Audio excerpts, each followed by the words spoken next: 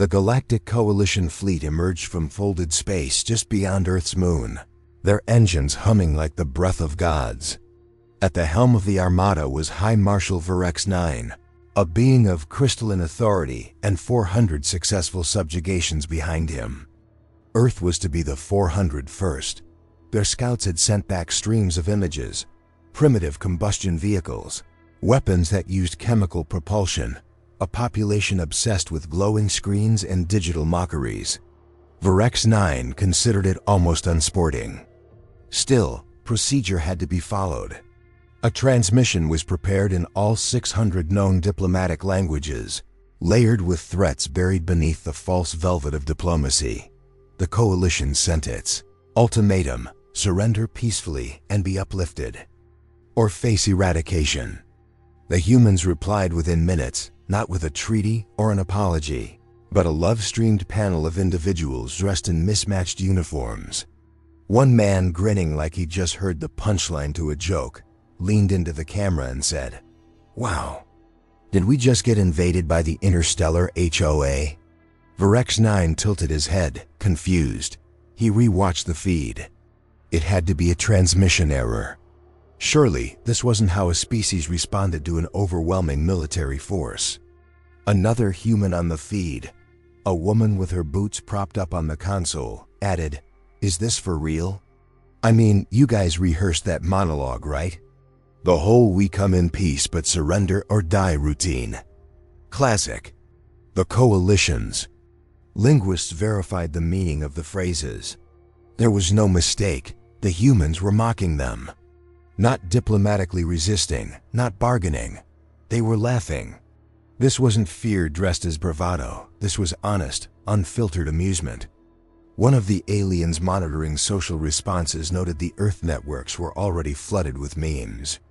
One GIF showed Virex 9 edited into a scene from a 1990s sitcom, captioned, "When the alien warlord forgets Earth beat existential dread for fun." Still clinging to protocol, Virex 9 opened a channel again, demanding clarification. This time, the humans didn't even wait for him to finish. "Look," one of them interrupted, sipping a beverage labeled Death Wish coffee. "We've seen alien invasions before. In movies, books. Hell, one of our cartoons has a whole playbook for this." He held up a crude drawing labeled Step 1. Blow up the mothership. Virex 9's second in command suggested immediate orbital bombardment, but the Marshal hesitated. There was something wrong. A species facing annihilation should either grovel or posture. This was neither. They were treating it like entertainment. Entertainment they'd seen before. One human leaned closer to the camera and said, "Galactic threats? Buddy, that's like Season 2 stuff. You're gonna have to try harder." For the first time in centuries, the High Marshal of the Galactic Fleet felt the whisper of doubt curling into his mind. These weren't primitives. These were something else. Something worse. They were amused. Virex 9's next transmission was stripped of diplomacy. The time for protocol had passed. He broadcasted a direct warning mockery of a galactic ultimatum. Was an act of war. The message was sent across all Earth channels, backed by the visual might of the Armada. Dreadnoughts eclipsing continents, drone swarms in perfect formation, ion cannons primed in full display. The silence from Earth was brief. Then, the same human panel returned. This time, one of them wore a hoodie with a cartoon alien getting kicked in the chest. The lead speaker, Carl Marlowe, didn't blink as he said, "Oh no, not hostility. Just stand-up comedy. You guys are killing it out there." The humans weren't posturing. They were relaxed, casual. The galactic linguists confirmed the tone.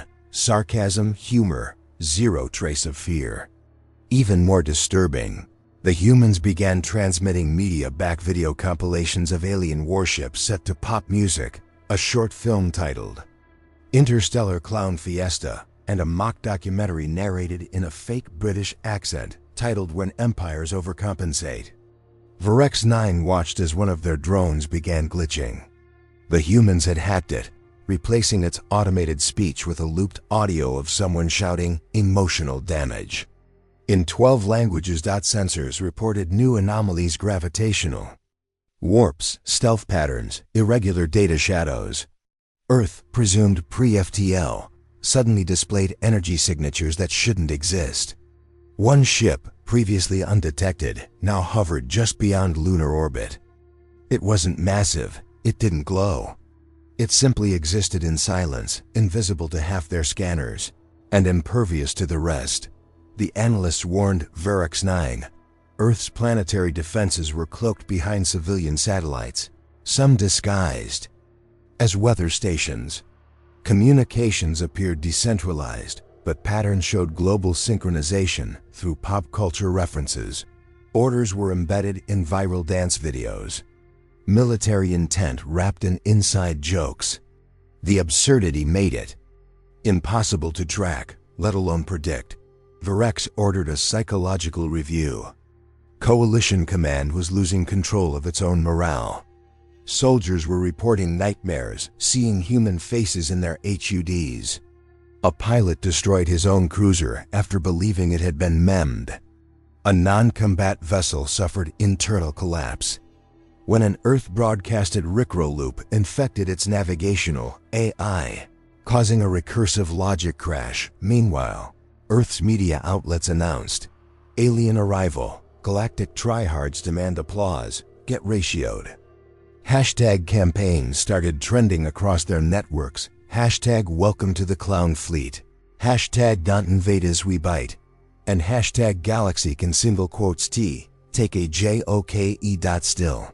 Verex hoped fear would settle in once they displayed overwhelming force. But the humans sent one final message. Cal Marlowe leaned in, expression unreadable. "You really want to push this, champ? Because we're still being nice. Just wait until Florida wakes up." The broadcast ended. A quiet fell over the bridge of Verex's flagship. No battle had started, and yet his command structure was already unraveling. It wasn't chaos. It wasn't defiance. It was control disguised as laughter. Verex 9 authorized a limited strike. Enough destruction to remind Earth of its place, but not enough to trigger a total planetary rebellion. Precision plasma bolts were targeted at what the Coalition believed were major military hubs, command bases, airfields, orbital launch platforms. The blasts were clean, controlled, efficient. Then the feed lit up in flames, literally, not Earth's infrastructure. The Coalition's own units. Their drones started detonating mid-strike. Satellite readings confirmed Earth's atmosphere was layered with micro-defense webs, too small to detect until activated. Human tech, supposedly generations behind, was actively rewriting the rules of battlefield engagement. The so-called primitive world had cloaked orbital defense stations behind old communications arrays. Plasma rounds were caught in hard light nets and redirected into decoy fields. No civilian casualties. No panic, just precision. Verex's secondary fleet was shredded in under 9 minutes. The humans hadn't even launched a proper counterattack. Yet and then the ship appeared, the one they couldn't scan.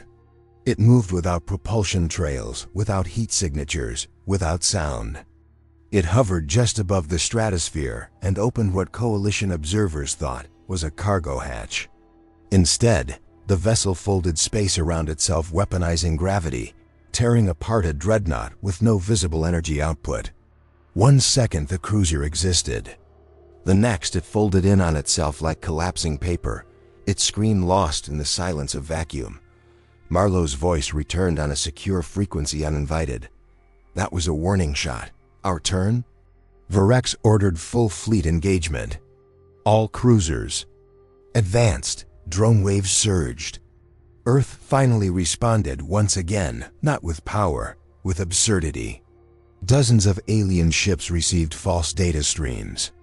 Their AI translated it into human cultural references: cats dancing, whales screaming, philosophers arguing about sandwiches. Targeting systems failed as their logic trees overloaded with recursive contradiction. A single human frigate opened fire. Its missiles weren't massive, they were smart. Each round reprogrammed itself mid-flight, dancing through defense grids like swarming insects.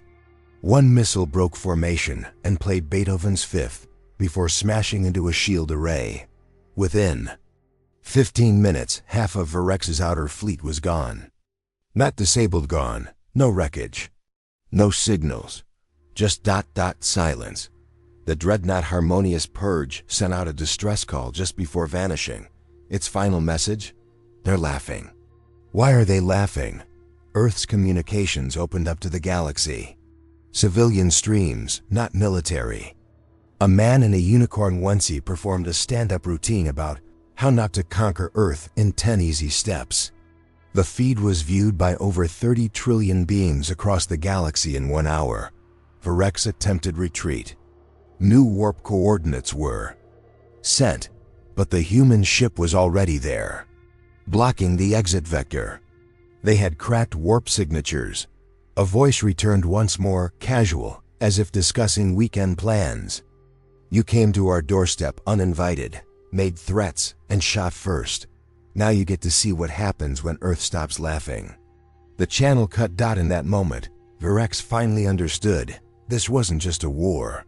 This was humiliation crafted into an art form. A species that didn't fear death because they'd spent centuries joking about it. A predator in the skin of a clown. The shattered remnants of the Galactic Coalition fleet limped back into neutral space, broken, silent, and humiliated. Of the original 7 dreadnoughts, only one survived, scarred and limping, half its crew. In shock-induced comas, Virex 9 no longer gave orders. He stared forward, unblinking, trapped somewhere between disbelief and existential collapse. Reports were fragmented, systems corrupted by Earth's psychological countermeasures. Some files simply played laugh tracks on loop. Others displayed looping footage of a duck in a pirate hat yelling "boom." Before system crash, the Coalition Council convened an emergency session. One delegate asked how many humans had died. The answer was chilling: none. Not one. Earth had defended itself completely without casualties. Invasion had been met not with missiles, but with mockery, madness, and methodical annihilation. A species that had watched so many fictional invasions. They'd developed real countermeasures in advance. Another delegate asked if Earth used forbidden technology. The reply: Earth didn't break the rules. They rewrote them while pretending not to understand them. Even more concerning, Earth wasn't angry. They weren't demanding reparations. They weren't issuing ultimatums. They just stopped. And they watched. Every galactic race knew the silent stare of a predator. That's what Earth was doing now, waiting, daring anyone else to try. The Council debated retaliation. Military options were proposed, then quietly withdrawn. Some suggested Earth be labeled a Class X threat. Others argued for diplomacy, trade, cautious integration. The only thing all sides agreed on was this: Earth was not what they expected. Not primitive, not chaotic, not unstable. No, Earth was deliberate, patient, playful, and terrifying. Meanwhile, humans went viral. Galactic networks were flooded with Earth media. Translations of their comedy were studied as cultural defense theory. Academies began offering classes on strategic absurdity, the human way of war. Coalition analysts submitted a classified dossier that included a warning at the top: do not underestimate humans. Their greatest weapon is not a laser or bomb. It is irreverence wrapped in brilliance. In hidden corners of the galaxy, smaller civilizations whispered Earth's name with equal parts fear and fascination. Some began modeling their own defense strategies around human psychology. Others tried to imitate their humor and promptly broke their AI cores. It wasn't the tools that made Earth dangerous. It was the way they thought. Or rather, the way. They didn't think like anyone else. On Earth, life returned to normal, mostly. A few scientific live streams dissected alien tech on public channels. A teenage coder accidentally reverse-engineered a warp stabilizer on a livestream, titled Fixing Grandma's Toaster Gone Galactic. When asked how he did it, he shrugged and said, "I don't know." The code looked like an old Nintendo game. And somewhere deep in the shadows of space, a galactic fleet captain filed the final line of his report. "The humans didn't conquer us. They laughed and we fell apart. They don't want our territory. They don't want our respect. They just want us to understand one thing: never mistake humor for weakness. Because when Earth stops laughing, things die."